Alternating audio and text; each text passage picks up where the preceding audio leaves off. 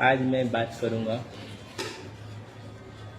मुझे ऐसा रिस्पॉन्स मिला है ना, इसका आपको किसी पुराण में या गीता में इसका जवाब नहीं मैच करेगा। जो मुझे रिस्पॉन्स मिला है, मैंने अपने लाइफ में मतलब अपने जीवन में मैंने प्रैक्टिकली देखा भी है। मुझे बताने वाला कोई और नहीं, सृष्टि रचना कर जो काल यानी ब्रह्मा जी और महाकाल शिव जी, यही दोनों हैं। और उन्होंने हमें, मेरे भी प्रैक्टिकली ऐसा नहीं है कि ऐसे ही बता दिया है, मुझे प्रैक्टिकली दिखाया गया है। अब तक मैं बताऊं कि जो भी नियम था, कर्म का नियम, प्रकृति का नियम, काल का नियम, सब में मुझे फंसाया भी गया है और दिखाया गया है कि आप चेक करो क्या ये नियम सही है या ये नियम गलत है। अब तक लगता है कि मैं हर जगह में फंस चुका हूँ। मतलब जो नियम था उनका बनाया गया काल और महाकाल का, उस हर नियम को मैं क्रॉस कर चुका हूँ, मतलब जो है पार कर चुका हूँ। कुछ नियम मुझे ऐसा मिला जो बिल्कुल गलत था, इंसान के लिए यहाँ पे सही नहीं, उसको हमने बदलवाया। और कुछ नियम सही था, कुछ नियम ऐसे भी थे जहाँ पे पनिशमेंट बहुत कम था, कुछ नियम ऐसा था कर्म का जहाँ पे पनिशमेंट बहुत ज़्यादा था, जहाँ पे ज़्यादा था वहाँ पे कम कराया गया, जहाँ पे कम था पनिशमेंट वहाँ पे पनिशमेंट बढ़ाया गया। मैं आज बात करता हूँ जो मुझे प्रैक्टिकली, मेरे ऐसा नहीं है कि ऐसे ही बोल दिया गया, नहीं, मेरे प्रैक्टिकली पहले दिखाया गया। पहले जानो आपकी, सबसे पहले आप हो कौन, आत्मज्ञान एक तरफ से कह सकते हो कि कराया गया। वो था उन्हीं का जो है रिस्पॉन्स था मेरे गुरुवार का, काल और महाकाल का, कि जब शिशु का जन्म होता है, एक शरीर में, बोलते आया हो ना कि एक शरीर में 3 आत्माएं होती है, वो कैसे मैं बताऊंगा आपको। जब शिशु का जन्म होता है, देखो मतलब 9 महीने तक तो गर्भ में रहता है ना, तो जीवात्मा झेलता है 9 महीने तक। जिस दिन उसको धरती पे आना होता है, मतलब जन्म होना होता है बालक का, जन्म के समय उसमें चेतना ऐड कर दी जाती है, चेतना आ जाता है। चेतना और जीवात्मा, आप कह सकते हो जन्म किसका होता है, चेतना और जीवात्मा। लेकिन यहाँ पर जब वो आता है, धरती पे आता है, तो एक और प्रकृति वाली आत्मा मनुष्य में ऐड हो जाती है। वो होती है आप में पशु पक्षी होने की कोई आत्मा हो, जीव जंतु होने की कोई आत्मा हो, या इंसान में जो अकाल मृत्यु मरता है, जो भटकता है, प्रेत योनि वाली आत्मा वो होती है, जो उसमें ऐड हो जाती है। वही जो है तीसरी आत्मा आपका मन बन बैठती है, मतलब इंसान का। हाँ, एक और चीज़, यदि आप मेल हो तो एक और लाइन है मेरे गुरुवर का कि हर पुरुष में एक स्त्री होती है और हर स्त्री में एक पुरुष होता है। मतलब आप मेल हो तो जो आप में तीसरी आत्मा ऐड होगी वो होगी फीमेल वाली। यदि आप फीमेल हो तो आप में जो तीसरी आत्मा ऐड होगी वो होगी मेल वाली, मतलब जो तीसरी आत्मा तमोगुण वाली, प्रकृति वाली आत्मा, वो आप में ऐड होती है। अब रही बात एक शरीर में, अब यहाँ पर 3-3 आत्माएं हो जाती है। लेकिन देखिए एक और बात है कि मनुष्य तन ही एक ऐसा तन है जिसके द्वारा आप मोक्ष प्राप्त कर सकते हो। क्यों कर सकते हो? इसमें आपको चेतना दिया जाता है, चेतना रहता है मनुष्य। चेतना मतलब मैंने पीछे बताया आपको कि चेतना कौन होता है। चेतना जीवात्मा ही होता है, उसके कर्म अच्छे होते हैं, उसमें जो है सत्य कह सकते हो, प्रेम, करुणा, दया की भावना उसमें भरी होती है। अफसोस कि वो सही मार्ग जो रास्ता है मोक्ष प्राप्त करने का, उसको वो क्रॉस नहीं करता है। वो भी जो है पाखंड में फंस के नाम जप में या मूर्ति पूजा में फंसा रह जाता है, सोचता है कि यही हमें मोक्ष दिलाएगा। क्योंकि इंसान यहाँ पे पढ़ता है गीता, इंसान यहाँ पे पढ़ता है पुराण। गीता में तो सही लिखा गया है, कुछ धर्म के मामले में बढ़ा चढ़ा के लिखा गया है। और रही बात कि मैं देखता हूँ जो कृष्ण लीला दिखाया जाता है उसमें भी बढ़ा चढ़ा के दिखाया जाता है। रामायण में भी कुछ कई जगह जो है बढ़ा चढ़ा के दिखाया गया है। तो यही है कि कुछ और उसको रोमांचित करने के लिए उसने बढ़ा चढ़ा दिया था, मतलब जो है बढ़ा चढ़ा के दिखा दिया जाता है।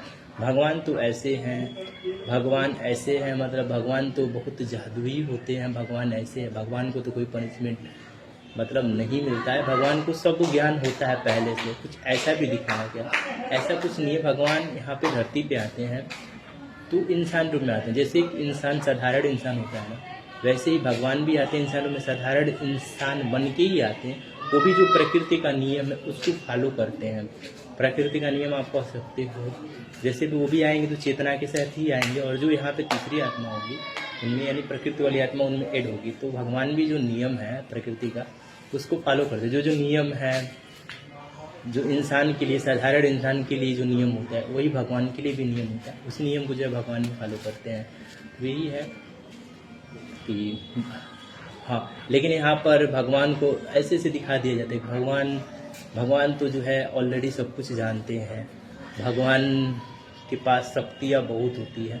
देखिए एक चीज़ है, शक्तियाँ भगवान के पास होती है। जो अवतार आता है उसके पास कह सकते हो आप शक्तियाँ होती है, ऐसा नहीं शक्ति नहीं होती है।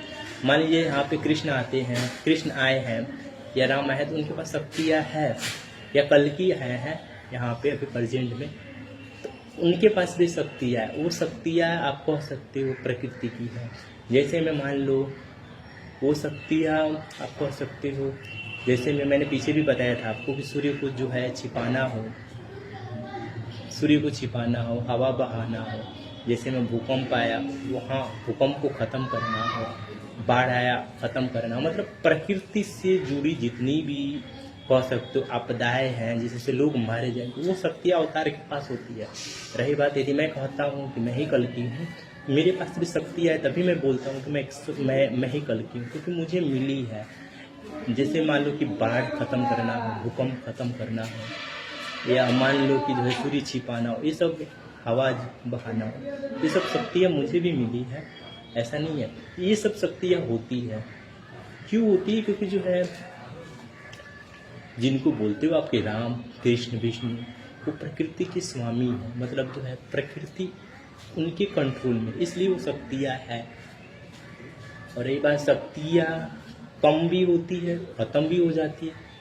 यदि मान लो कल्कि ही आए, केवल पाप करते जाए, कल्कि आके यहाँ पे मांसाहार करे, व्यभिचार करने लगे, कल्कि आके मान लो कि कल्कि गौमांस खाने लगे। बोला जाता है कई बार कि रामायण में राम भी जो है मांस खाए थे, राम मांसाहारी थे।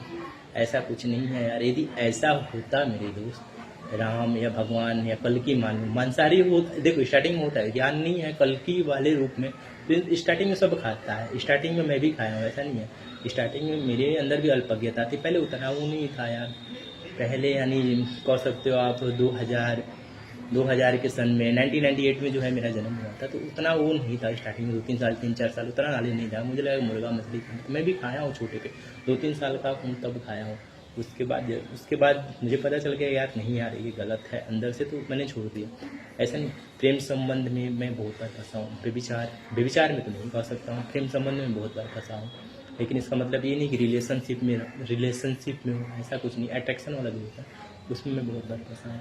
मेरे यहाँ पे कहने का मतलब है कि ज़रूरी नहीं है कि भगवान को सब कुछ पता हो। यदि भगवान को पता होता तो वो क्यों फंसते? तो मान लो क्यों फंसते, प्रेम संबंध में क्यों फंसते, मांसाहार में क्यों फंसते?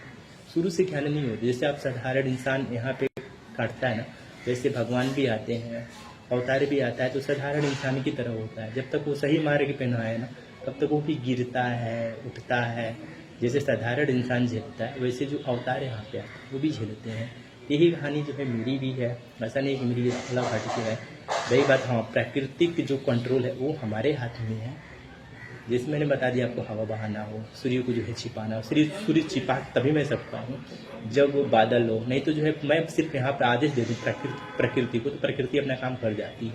तो ये मेरे हाथ में है प्राकृतिक कंट्रोल। यदि मैं आदेश दे दूँ कि उस देश में जो है बाढ़ आ जाए, भूकंप आ जाए, तो प्रकृति ऑटोमेटिक उसमें उस जगह जो है बाढ़ ला देगी, भूकंप ला देगी। बस मेरे आदेश की कह सकते हो कि बस मेरे आदेश का इंतज़ार है। लेकिन मैं ऐसा नहीं करूँगा। मैं यहाँ पे ख़त्म कराने के लिए नहीं यहाँ पे आया हूँ, मैं यहाँ पर आया हूँ बचाने के लिए। मेरा काम है बचाना। यदि इंसान गिर रहा है, लास्ट तक मेरा होगा कि मैं उसको बचाऊँ। मेरा काम यहाँ पे बचाने का है, फंसाने का नहीं है। मैं लास्ट तक कोशिश करूँगा कि बचाऊँ। हाँ, रही बात अभी प्राकृतिक आपदा में लोगों की जान जा रही है, लोग मर रहे हैं प्राकृतिक आपदा के कारण। मान लो कि जो है बाढ़ से, भूकंप से, तो इसके पीछे का कारण उनका पाप कर्म है। जहाँ पे पाप कर्म ज़्यादा है वहीं के लोग मारे जा रहे हैं। अभी मैंने कल एक वीडियो देखा था, हाँ, दक्षिणी अफ्रीका का वीडियो था कि वहाँ के लोग बंदर का मांस खा रहे थे, बड़े चाव से चावल के साथ खा रहे थे। बताओ, अब ऐसे ऐसे लोग हैं। उसमें देखिए गलती क्या होती है, मैं बता रहा हूँ। बंदर तभी इंसान खाता है, चाहे कोई भी मांस तभी खाता है जब उसके पास चेतना नहीं होती। चेतना होती तो वो खाता ही नहीं। चेतना नहीं होती, वही जो है कुत्ते योनि वाली कोई आत्मा उसमें आ जाए, पशु पक्षी योनि वाली आत्मा आ जाए जो मांसाहारी हो, तो क्या करेगी? बंदर खाएगी, मांस खाएगी। जैसे कुत्ता देखते हो ना, किसी भी जीव का वो मांस खा जाता है, खाता है कि नहीं कुत्ता? वही हाल है कि जो कुत्ते वाली आत्मा आएगी आप में, तो जो लक्षण होता है ना मरने के बाद लक्षण, वही इंसान में कह सकते। सब तो इंसानों की आत्मा जीवात्मा है, वही वही सब लक्षण उसमें इन्वॉल्व रहता है, मतलब जो है मौजूद रहता है। वो अपना लक्षण नहीं छोड़ता। एक लाइन है कबीरदास जी का कि जो है माया मरे ना मन मरा, मर मर गया शरीर, आशा तृष्णा नहीं मरी, कह गए दास कबीर। ये लाइन जो है कबीरदास जी का है, तो मतलब माया मरी ना मन मरा, मर मर गया शरीर, आशा तृष्णा नहीं मरी, कह गए दास कबीर। मतलब इंसान के अंदर जो माया होती है, मोह कह सकते हो, माया मरी ना मन मरा, माया मन तो आत्मा, प्रकृति वाले आत्मा, वो नहीं मरता है। मर गया शरीर, हमेशा शरीर जो है मरता है। शरीर जो है मान लो कि स्टार्टिंग में बाल्यावस्था, फिर किशोरावस्था, फिर जाके लास्ट में वृद्धावस्था, फिर जो है शरीर जंजर हो जाता है, मतलब फिर ख़त्म हो जाता है। शरीर ही मरता है, आत्मा तो मरता नहीं है। और रही बाजू आत्मा में आपके पास जो ज्ञान रहेगा, वही जब अगले जन्म में जाओगे या जो यही पे भटक रहेगा, पशु पक्षी होने कोई आत्मा आप में ऐड हो रही है, तो कुत्ते योनि वाली जो आत्मा आएगी इंसान में एंटर करेगी, उसका मन बन बैठेगी, तो क्या करेगी? मांस, किसी का भी मांस खाएगी, चाहे वो बंदर ही क्यों ना हो, वो बंदर ही, वो कुत्ता ही क्यों ना हो, मतलब वो मांस खाएगी क्योंकि उसमें जो लक्षण है ना मांसाहारी वाला, मतलब तीसरी असर तो इंसानों के अंदर है, लेकिन जिसमें खटके आता है, जब इंसान योनि बदलता है, मानो कुत्ते में गया, कुत्ते में से जो है मान लो उसमें भी अकाल मृत्यु मरते हैं सब, तो भी ऐसा नहीं है कि तुरंत दूसरा जन्म पा जाते, वो भी भटकते हैं। सबके लिए नियम वही है, अकाल मृत्यु, उसमें भी अपने मौत से मरते हैं तो फिर नए योनि में जाते हैं। यदि अकाल मृत्यु में मरेंगे तो वो भी जो है भटकेंगे, वो इंसान के शरीर में घुसे या जो है कोई अलग कोई जीव है उसमें जाके घुसे। मान लो इंसान में घुसता है तो वो क्या करेगा? इंसान में घुसेगा मेरे दोस्त, तो जाहिर सी बात है कि जो लक्षण उसमें मांसाहार वाला है, व्यभिचार वाला, तो वही अपनाएगा। और जिसमें घुसता है ना, उसका कर्म फल खराब करा देता है। व्यभिचार में उसको फंसाएगा, उसको व्यभिचार में, मांसाहार में वो फंसाएगा। तो ये लक्षण जो है कभी खत्म नहीं होता है। यही है माया मरी ना मन मरा, मर गया शरीर, आशा तृष्णा नहीं मरी, कहा गया दास कबीर। जो इच्छाएं होती है, तृष्णाएं होती है, वो कभी नहीं मरती है। मरता तो सिर्फ शरीर है ना, आशाएं, कामना, इच्छाएं कभी नहीं मरती। कामना इच्छा ऐसी है जो कभी मरती नहीं है। वही हाल है मेरे दोस्त की। हाँ, ये वही हाल है कि आशा तृष्णा नहीं मरी, कहा गया, इच्छाएं कामनाएं कभी मरती नहीं है, कभी बूढ़ी नहीं होती, वो हमेशा बढ़ती जाती है।